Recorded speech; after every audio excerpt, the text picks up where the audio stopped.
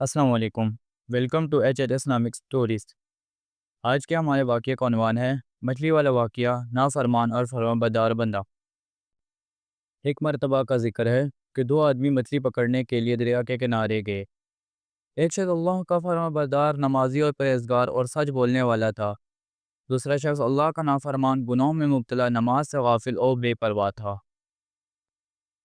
دونوں نے دریا میں جال ڈالا تاکہ مچھلیاں پکڑ سکے۔ کچھ دیر بعد انہوں نے جال نکالا۔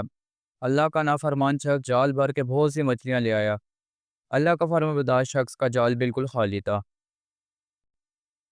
فرمانبردار شخص بہت حیران ہوا۔ اس نے دل میں سوچا، میں تو اللہ کا نیک بندہ ہوں، نماز پڑھتا ہوں، جھوٹ سے بچتا ہوں، پھر بھی میرے حصے میں کچھ نہیں آیا، اور یہ شخص جو اللہ کا نافرمان ہے، اسے اتنی برکت کیسے ملی؟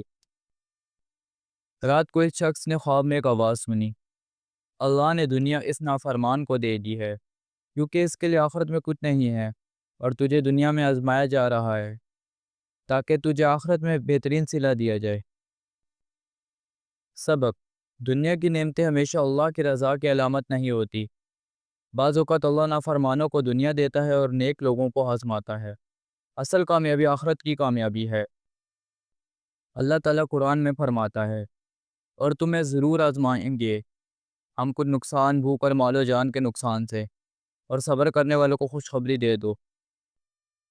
چینل کو لائک، سبسکرائب اور شیئر کر دیں ایسی مزید انٹرسٹنگ سٹوری دیکھنے کے لیے۔